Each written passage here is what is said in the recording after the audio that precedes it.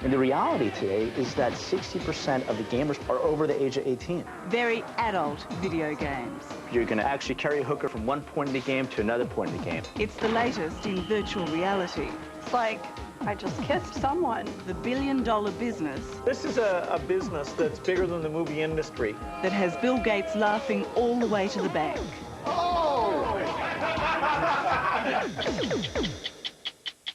I'm Liz Hayes. I'm Richard Colt. I'm Charles Woolley. I'm Tara Brown. And I'm Peter Overton. Those stories and finally the truth about the Centaur. Amazing. Tonight on 60 Minutes.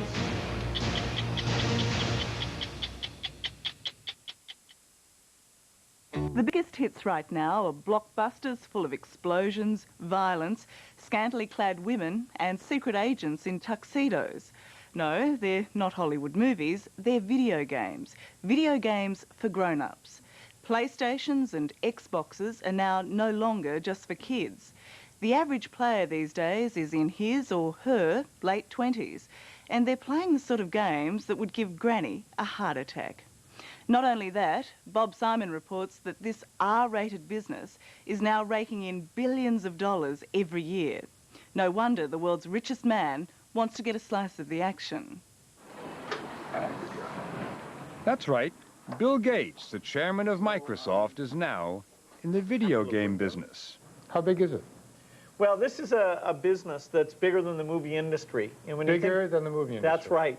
Dollars? What kind of dollar figure are we looking at for video games today? What's the magnitude? It's on the order of 7 or 8 billion. 7 or 8 billion. Yeah. It's a staggering sum. That's why the man who brought you Windows and Microsoft Word is now making games and the machines to play them on. His game system is called the Xbox. Well, video games are getting more realistic, but the key is that you have to bring that level of realism to a point where people forget they're playing a game. And the chips got good enough that we said we could come in and take gaming to a new level. And to prove it, Gates and the man in charge of Xbox, Jay Allard, challenged me to a game. You want to give it a try, Bob? It was Bill's favorite. We'll be easy on you. He had no idea. It was the first time I had ever played a video game.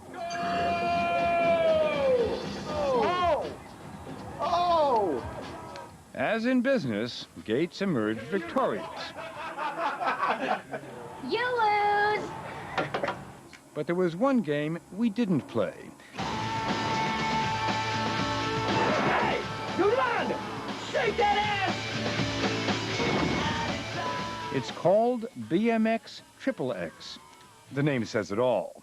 It's part of the fastest growing segment of the video game business, mature titles aimed at people over 17. We went to Long Island, New York to visit Acclaim Entertainment and to talk to the two guys who created BMX XXX, Sean Rosen and Ben Fishback. We wanted to do something that was different, that hasn't been done before. You're going to see a hooker, you're going to run into a pimp, you're going to actually carry a hooker from one point in the game to another point in the game. And when players get enough reward points, they get to go into a virtual strip club.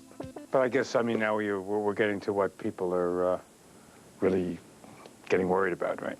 You're looking at strippers, right? Well, I mean, you're looking at women dancing on screen for a very short period of time. You're looking at strippers. You're looking at strippers. Okay. Yeah. I mean, the reality today is that 60% of the gamers playing console games are over the age of 18. But racy titles like BMX XXX or violent action thrillers are not the only games adults are buying these days. The vast majority of video games they play range from driving games to contact sports, and their appeal lies in how realistic they are.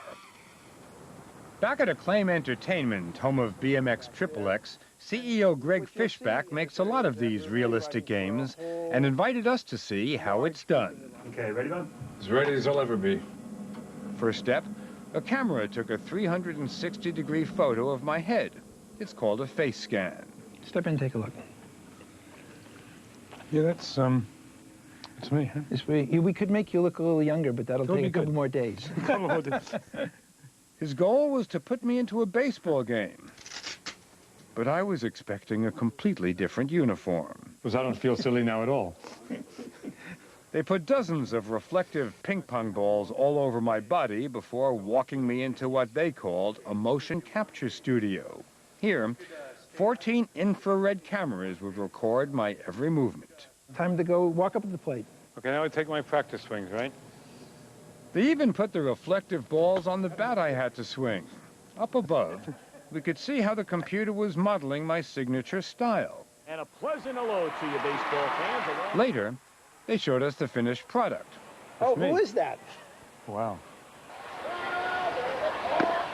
And there's strike one. It's a player.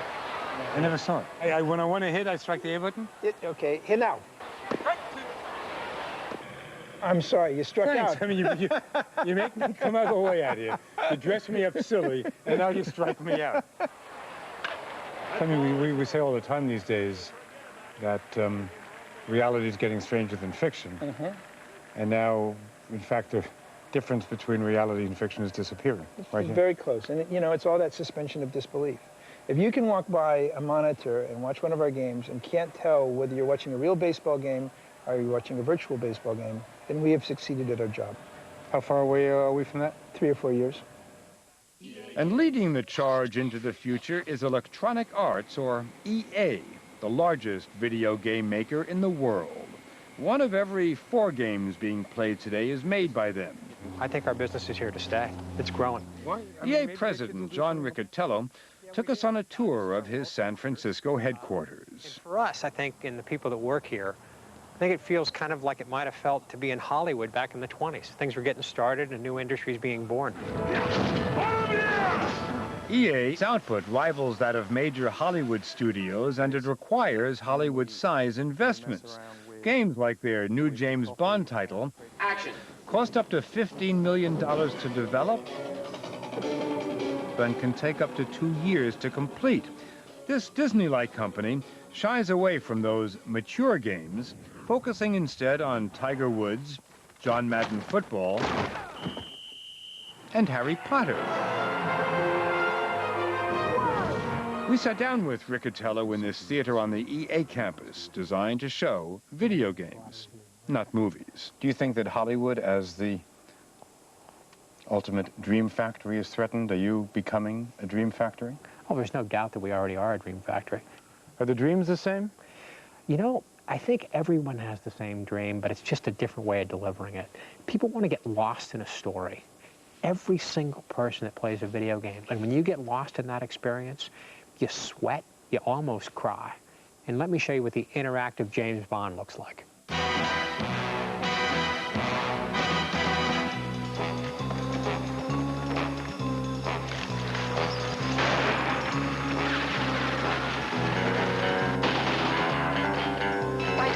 who are you? The name's Bond. James Bond. How's it doing? Really well. You know, titles like this, we can get and stretch to $100 million. And no game has made EA as much money as the best-selling computer game of all time, The Sims, as in simulated people. And unlike other video games, it's played mostly by women. This is how The Sims Online works. Each player can create a cartoon character, and using the internet, enter a virtual world. It looks like the suburbs and those other characters, well, they're other players sitting at their computers somewhere else in the world. You can talk to them, live with them, and even romance them. It's a digital parallel universe. And according to its creators, Will Wright and Chris Trottier, people love to be somebody else. You're completely anonymous and temporary if you wish. You leave your body. I mean, you totally feel like you were in that environment. If they tickle you, you feel like you just got tickled. If you kiss someone, it's like, I just kissed this other someone. You know, it's pretty amazing how much you end up putting yourself into that sim. It feels like you're really doing it. Does that happen to you? Oh yeah, but the questions that come up, honestly, are fairly rich. You know, I was flirting with someone in the game the other day, and my boyfriend was sitting there, and he said, "I honestly don't know if I should be jealous about this." The makers of The Sims allow parents to limit who their children can talk to. Fun for kids, scintillating for adults, a seductive world that can become very addictive. Do you have any notion as to how much time people are spending playing the game? We do know with other games, similar games, that the average player is spending roughly 20 hours a week. That's a lot. For the average. The average player, 20 hours a week? Yeah, it's quite a bit. That's half of a work week. Exactly. And one of those people may be his boss at Electronic Arts, John Riccatello. I play this game nearly every day. Really? Absolutely. I dial into The Sims Online, and I'm somebody different. Who are you? Well, in this game, I'm 30. I wish I were again. I'm awfully popular, got a lot of friends. Essentially, I'm the equivalent of a New York nightclub owner. Huh. Now, at a different time, I was a 19-year-old waitress. Didn't quite work for me, but you know, you get into these experiences, and you are who you say you are. It's a brave new world. The lines between fantasy and reality are disappearing by the day. Soon, our virtual lives may be as important as our real lives. A world where my virtual career in the NBA would be as important to me as being a CBS News correspondent. Watch this. Of course.